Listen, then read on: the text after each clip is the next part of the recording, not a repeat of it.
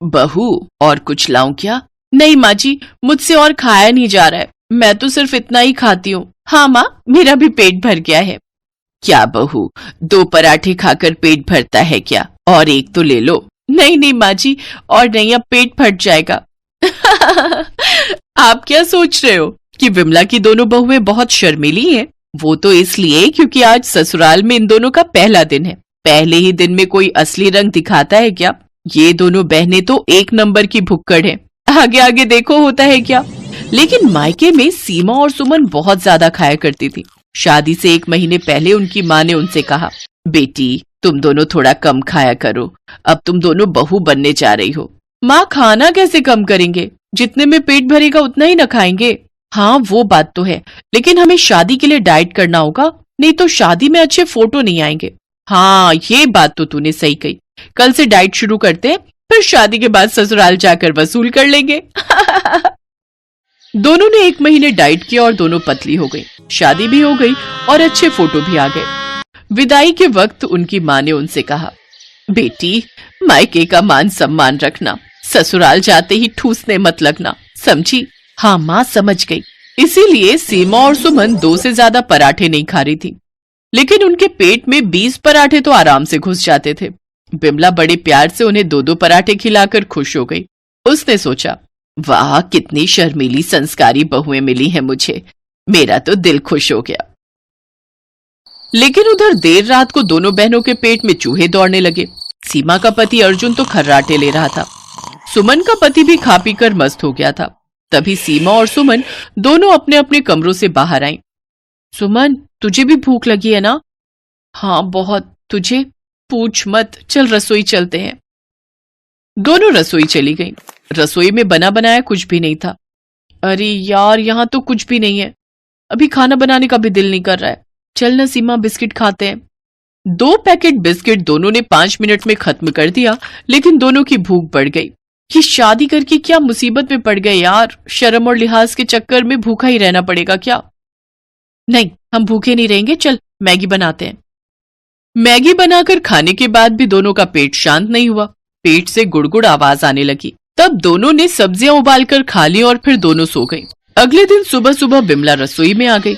बिमला को खाना बनाना बहुत अच्छा लगता था, इसीलिए वो अपनी बहुओं से खाना नहीं बनवाती थी, खुद ही बनाती थी। बाकी बहुओं के लिए ये बहुत खुशी की बात हो सकती है, लेकिन सीमा और सुमन के लिए ये एक परेशानी थी। खाना बनाते हुए वो दोनों रसोई में चोरी छुपे कुछ खा सकती थी, लेकिन बिमला तो उन दोनों को रसोई में घुसने ही नहीं दे रही थी। खैर, सुबह सुबह रसोई में घुसते ही बिमला ने देखा कि सब्जियां गायब हैं। अरे, कल ही तो बाजार से सब्जियां लाई थी, वो सब कहाँ गए? बहू, तुम दोनों ने देखा है क्या? नहीं, मैंने कुछ नहीं देखा।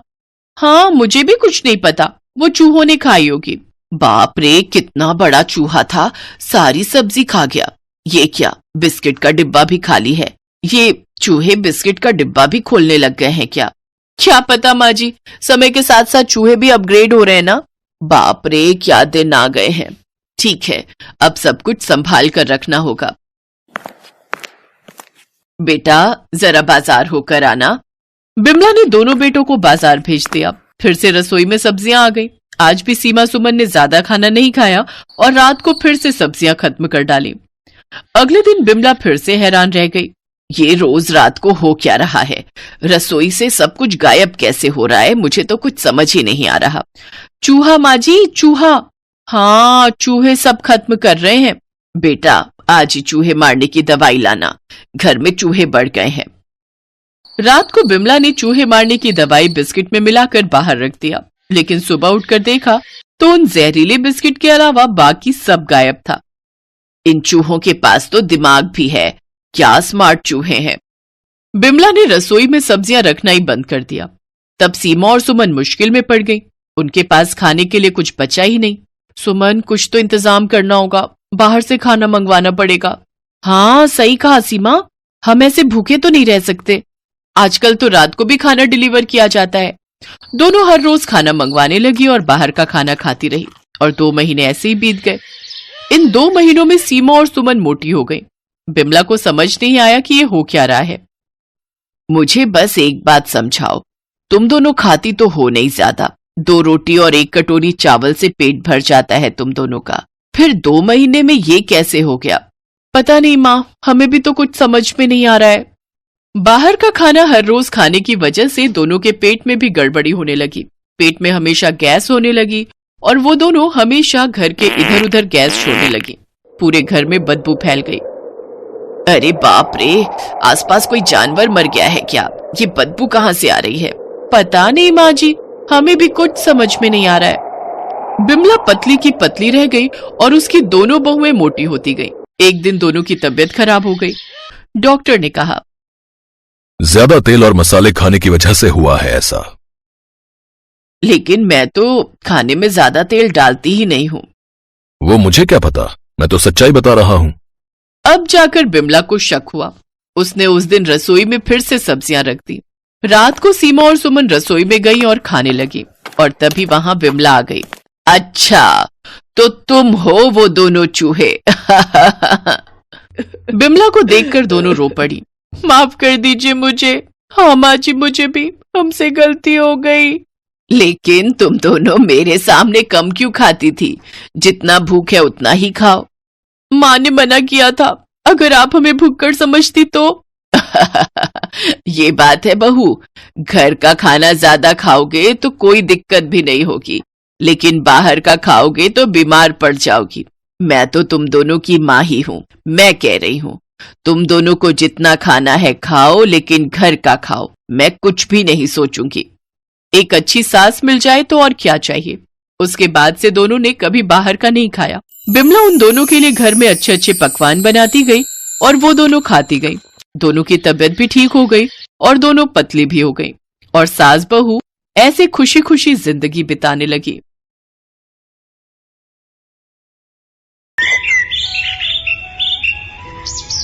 हर इंसान को ऐसी बीवी की चाहत होती है जिसे स्वादिष्ट खाना बनाना आता हो, लेकिन यहाँ तो मोहन को ऐसी बीवी मिल गई जो सिर्फ और सिर्फ खाती रहती थी और ज्यादा खाने के चक्कर में वो इतनी मोटी हो गई थी कि उससे बैठकर उठ पाना भी मुश्किल हो जाता था। लेकिन फिर भी वो खाना नहीं छोड़ती थी और रात दिन बस खाती रहती थी। दरअसल शादी के वक्त मोहन को नहीं पता था कि उसकी बीवी इतनी भुक्कड़ है, क्योंकि मोहन की अरेंज मैरिज हुई थी। शादी से पहले मोहन अपनी बीवी शेफाली से एक बार भी नहीं मिला था। अपने एक रिश्तेदार के कहने पर उसने उससे शादी के लिए हाँ कर दी थी। मोहन एक छोटा सा ढाबा चलाता था और वही सुनकर शेफाली मोहन से शादी करने के लिए राजी हुई थी। मोहन को इस बात का एहसास तो सुहाग रात में हुआ और देखा शेफाली सिसक सिसक कर रो रही है। क्या हुआ शेफाली, रो मत। घर की याद आ रही क्या? देखो, हर एक लड़की को एक ना एक दिन ससुराल तो आना ही पड़ता है, रो मत। शेफाली ने कहा, मैं उस वजह से नहीं रो रही हूँ। तो फिर क्यों रो रही हो? मुझे भूख लगी है। पूरे 1 घंटे पहले मैंने मिठाई खाई थी, उसके बाद मैंने कुछ नहीं खाया। लेकिन 1 घंटे में तुम्हें भूख कैसे लग गई? मुझे खाने के 5 मिनट बाद भूख लग जाती है। आप 1 घंटे की बात कर रहे हो। मुझे खाना ला कर दो।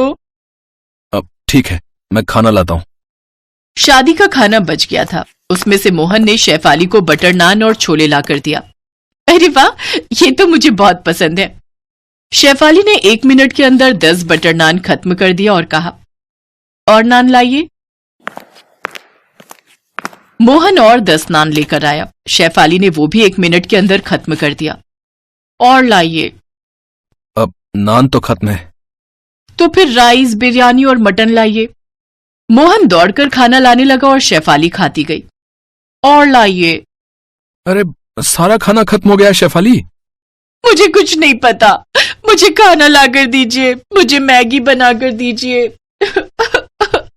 इतना खाने के बाद भी शेफाली की भूख खत्म नहीं हुई। मोहन ने एक साथ 10 पैकेट मैगी बनाकर दिया और मैगी खाने के बाद शेफाली ने कहा, हाँ अब थोड़ा ठीक लग रहा है, चलिए सो जाइए। शेफाली रजाई ओढ़कर सो गई।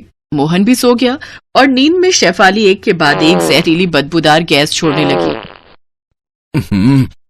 अरे ये क्या, ये किससे शादी कर ली मैंने? इससे अच्छा तो मैं पूरी जिंदगी अकेला रहता।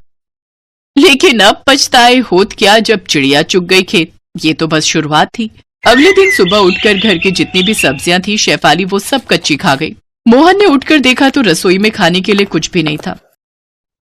ये क्या, यहाँ तो कुछ भी नहीं है। मुझे क्या पता, मुझे भूख लगी थी इसीलिए मैंने सब कुछ खा लिया। अब मुझे दोपहर को फिर से भूख लगेगी, तब मैं क्या खाऊंगी? ठीक है, मैं ढाबे से तुम्हारे लिए खाना भेज दूंगा। मोहन बिना नाश्ता किए ढाबे पर चला गया, लेकिन उससे शेफाली को कोई फर्क नहीं पड़ा। वो बस खाने के बारे में ही सोचने लगी। दोपहर को ढाबे से मोहन ने 2 प्लेट बिरयानी भेज दिया, लेकिन 2 प्लेट बिरयानी खाकर भी शेफाली का पेट नहीं भरा। शाम को मोहन के लौटने पर शेफाली जोर जोर से रोने लगी। अब क्या हुआ, क्यों रो रही हो? खाना तो भेज दिया था मैंने। 2 प्लेट बिरयानी से मेरा पेट नहीं भरा। आपको तो पता है मैं कितना खाती हूँ, मुझे कम से कम 20 प्लेट बिरयानी चाहिए। 20 प्लेट? शेफाली, मैं गरीब हूँ, ढाबे से ज्यादा पैसा आता नहीं है। ऊपर से तुम इतना ज्यादा खाओगी तो कैसे चलेगा बताओ? और अपना वजन देख रही हो? अरे ऐसे ही वजन बढ़ता रहा तो 100 बीमारियां आकर जकड़ लेंगी तुम्हें। क्या? आपने मेरे खाने को और मोटापे को लेकर ताना मारा। मैं चली जाऊंगी, मैं आज ही मायके चली जाऊंगी। अब मोहन मुश्किल में पड़ गया। शादी के एक दिन बाद ही अगर बीवी मायके चली गई तो लोग क्या कहेंगे? मोहन शेफाली को समझाने लगा। रो मत शेफाली, ठीक है, मुझसे गलती हो गई, रो मत जाओ मुझे छोड़ के। मैं चली जाऊंगी, अगर आप मुझे खिला ही नहीं सकते हो तो मुझसे शादी क्यों की? मोहन ने अपने मन में कहा। मुझे थोड़ी पता था कि तुम इतनी भुक्कड़ हो, मुझे थोड़ी पता था कि तुम इतना ज्यादा खाती हो। हे भगवान, क्या मुसीबत में डाल दिया मुझे। लेकिन मोहन मन की बात शेफाली को बोल नहीं पाया। उसने कहा, मुझसे गलती हो गई शेफाली, ठीक है, अब से तुम जितना चाहो उतना खा सकती हो, ढाबे से जब जो चाहो उतना खा सकती हो। तो फिर मैं तुम्हारे साथ ढाबे पर जाऊंगी हर रोज। ठीक है, वही होगा। अगले दिन शेफाली मोहन के साथ ढाबे पर गई और सिर्फ खाने लगी। मेरे लिए तंदूरी रोटी और बटर चिकन ले आओ। अरे ले आओ यार, जल्दी ले आओ। और साथ में तंदूरी चिकन भी ले आना और सिरके वाला प्याज। शेफाली खाती रही और मोहन के कर्मचारी खाना बनाने लगे। लोग खाने के लिए ढाबे पर आए और खाना ना मिलने पर भागने लगे।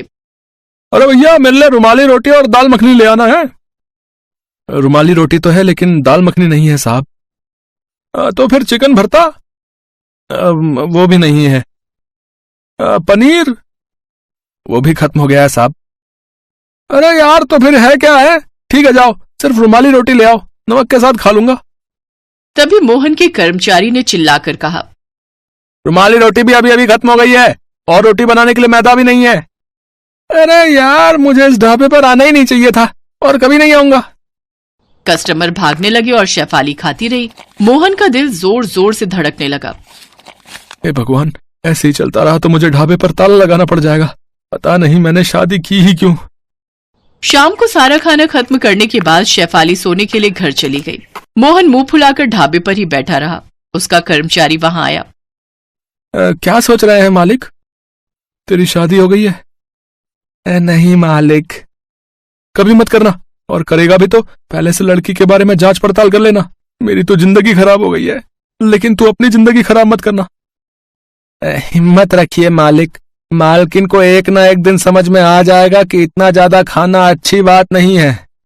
तब तक मेरे फोटो पर माला चढ़ चुकी होगी। इसके बाद 1 महीने तक शेफाली ढाबे से खाना खत्म करने लगी। मोहन और गरीब होता गया और महीने के अंत में लोगों से उसे उधार भी लेना पड़ा। मोहन जब सब कुछ छोड़ छाड़ कर भागने की सोच ही रहा था, तभी एक रात को अचानक से शेफाली के सीने में दर्द होने लगा। बहुत दर्द हो रहा है। शेफाली सीना पकड़कर बैठ गई। मोहन उसे तुरंत अस्पताल ले गया और डॉक्टर ने कहा, शेफाली जी, छोटा मोटा हार्ट अटैक हुआ है आपको। Heart attack? लेकिन कैसे, क्यों? अभी तो मेरी उम्र इतनी कम है। हार्ट अटैक उम्र देखकर नहीं, लाइफस्टाइल देखकर आता है। आपको ये सब खाना बंद करना होगा। आपके शरीर में कोलेस्ट्रॉल बहुत ज्यादा है। मुझे इतनी जल्दी मरना नहीं है, मैं मरना नहीं चाहती हूँ। आपको काम करना होगा, खाना कम करना होगा, नहीं तो फिर से हार्ट अटैक आ जाएगा। शेफाली डर गई और उसके बाद से वो पूरी तरह बदल गई। उसने खाना बहुत कम कर दिया और मोटापा कम करने के लिए वो ढाबे पर काम करने लगी। उससे ढाबे का भी फायदा होने लगा। धीरे धीरे लोग आने लगे और मोहन को मुनाफा हुआ और ऐसे ही भुक्खड़ बीवी पतली हो गई और मोहन अपनी बीवी के साथ खुशी खुशी रहने लगा। Thanks for watching.